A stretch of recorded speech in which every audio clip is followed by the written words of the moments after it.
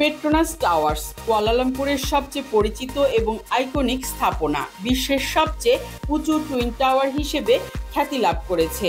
এই ভবন দুটির উচ্চতা 450 মিটার, যা একটি 40 তলা ভবনের সমান।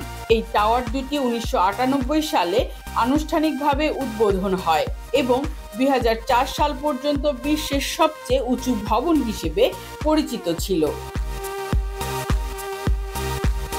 এর ডিজাইন করেছিলেন আর্জেন্টিনীয় স্থপতি সেরার পেল্লি।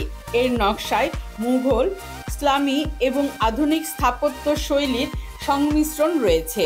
পেট্রোনাস টাওয়ার্সে রয়েছে অফিস স্পেস, শপিং মল, রেস্তোরাঁ এবং একটি আর্ট গ্যালারি।